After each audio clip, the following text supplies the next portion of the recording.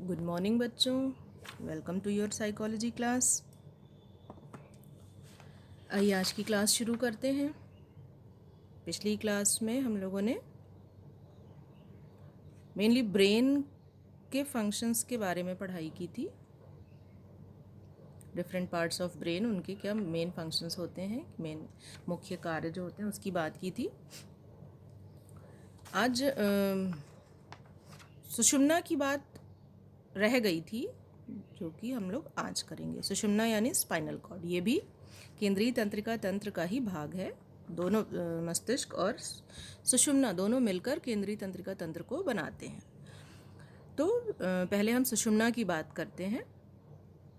सुषुम्ना या spinal cord या मेरु रज्जु, ये एक लंबी पतली ट्यूब जैसी, यानी अंदर से हॉलो जैसे ट्यूब होता है या पाइप होता है, वैसी पतला पाइप समझिए आप, उसके जैसी रचना होती है जो कि ब्रेन से निकलकर हमारे बॉडी के निचले पोर्शन तक हमारी बैकबोन के साथ में जाती है।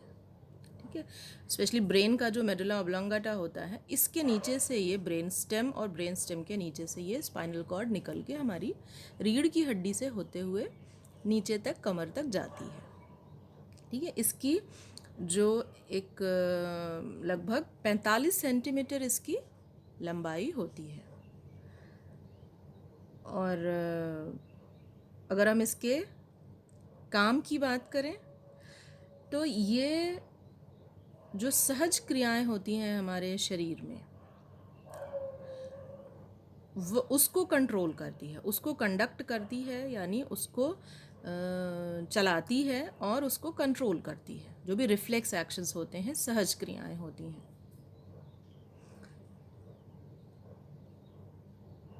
जो सहज क्रियाएं आप सब जानते होंगे, जो कि जैसे आई ब्लिंकिंग, आँख का झपकना, या छींकना, या अचानक से कोई भी गरम चीज़ या नुकीली चीज़ अगर छू जाती है हमको, तो हमारा क्या रिएक्शन होता है, फ़ौरन हमारा वो पार्ट, हाथ या पैर जो भी है, वो वहाँ से दूर हट जाता है। कोई भी फॉरेन पार्टिकल, कोई भी बाह्य कण अगर हमारी आँख में जाता है तो हमारी आँख फ़ौरन झपक जाती है। या नाक में जाता है तो हमें एकदम से छींक आ जाती है। कोई चीज़ स्पर्श संबंधी कुछ ऐसा अचानक से कुछ होता है तो हमारी जो मांसपेशियां हैं वो सिकुड़ के उस वहाँ से अपने पार्ट को हटा लेती हैं। तो इस तरह की जो सारी क्रियाएं होती हैं, ये सहज क्रियाएं या रिफ्लेक्स एक्शंस कहलाती हैं। ठीक है, तो ये जो रिफ्लेक्स एक्शंस होते हैं, जो सहज क्रियाएं होती हैं, ये इनका जो आवेग होता है वह स्पाइनल कॉर्ड ही उसको अपने में ही डील कर लेती है, उसको मस्तिष्क तक भेजकर, और उससे मस्तिष्क से आदेश लेने की ज़रूरत नहीं होती है। वो स्पाइनल कॉर्ड अपने में ही इस कार्य को कर लेती है। जो भी सेंसरी यानी ज्ञानवाही जो आवेग सुषुम्ना में आते हैं, और यहीं से प्राप्त निर्णय को जो है, वो जो क्रियावाही न्यूरॉन्स होते हैं, वो जो है उससे संबंधित मसल्स में पहुंचा देते हैं, चाहे वो नाक की मसल हो, आँख की मसल्स हों, या हमारे शरीर के और किसी पार्ट की, हाथ की, पैर की मसल्स हों, और वो एक्शन हो जाता है। तो ये स्पाइनल कॉर्ड ही मेनली इसको कंडक्ट और कंट्रोल करती है, इन सहज क्रियाओं को, इन रिफ्लेक्स एक्शंस को।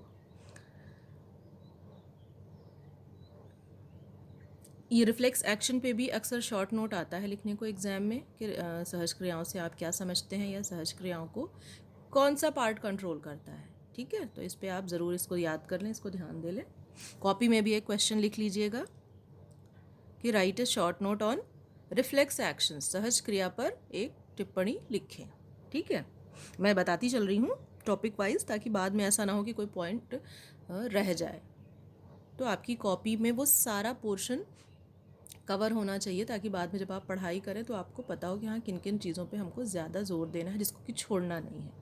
ठीक है, अब इसके बाद हम बात करते हैं सीमांत या परिधीय तंत्रिका तंत्र की, पेरिफेरल नर्वस सिस्टम की। ठीक है, इसके दो मुख्य भाग होते हैं, सोमैटिक नर्वस सिस्टम, दैहिक तंत्रिका तंत्र, और ऑटोनॉमिक या स्वायत्त तंत्रिका तंत्र।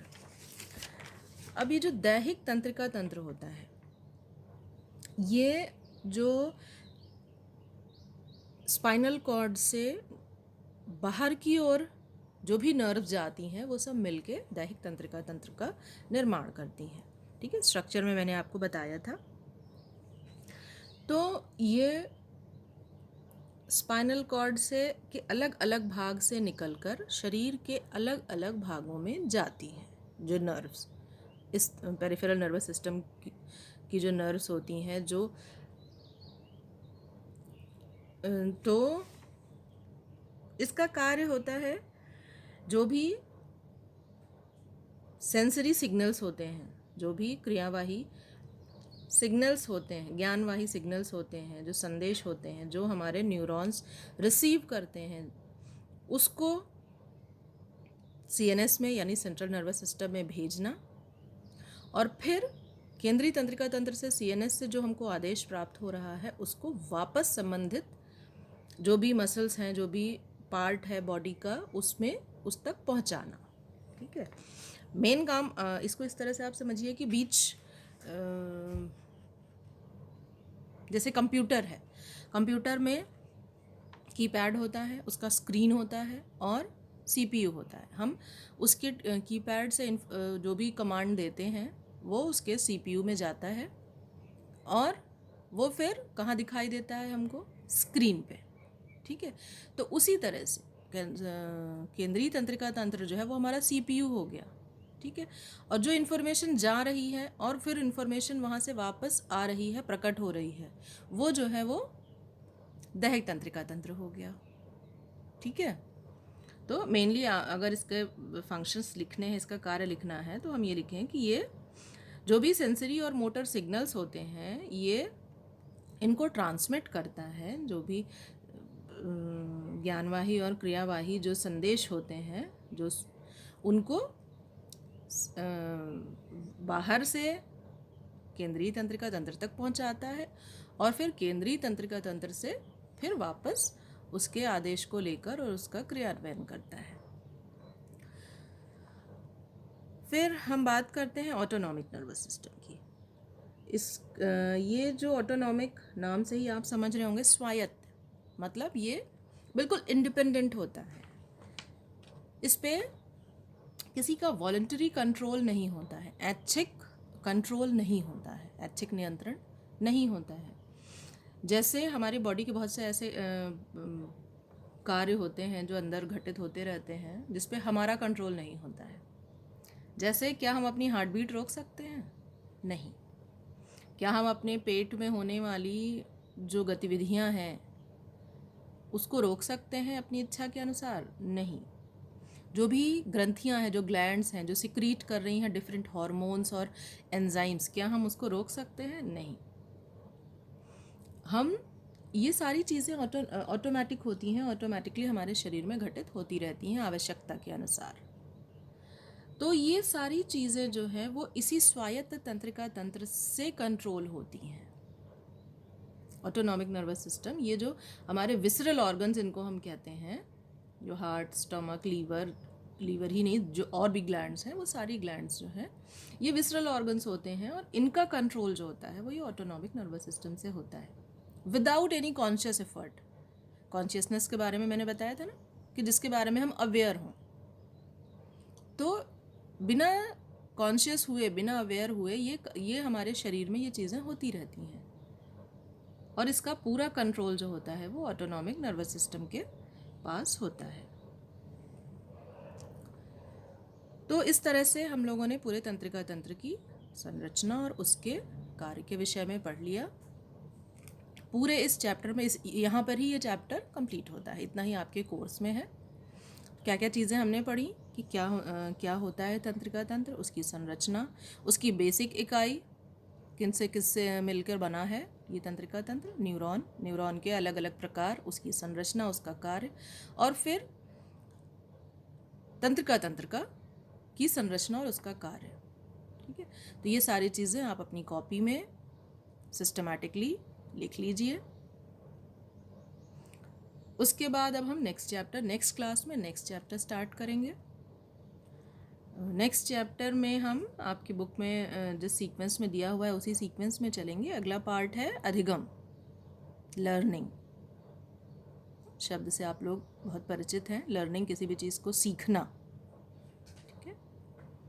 तो अधिगम, सीखना, लर्निंग, ये सारे सिनोनिम्स हैं। तो थोड़ा सा आप इसके बारे में भी सोच के आइएगा नेक्स्ट क्लास में कि क्या क्या चीज़ें आपने सीखी हैं। अगर हम आपसे ये पूछें कि ऐसी 5 चीज़ें बताइए जो आपने सीखी हैं, तो आप क्या बताएंगे? और थोड़ा सा अगर बुक अवेलेबल है तो थोड़ा सा रीडिंग लगा लीजिएगा, ताकि नेक्स्ट क्लास में आपको समझने में आसानी हो। Okay, thank you.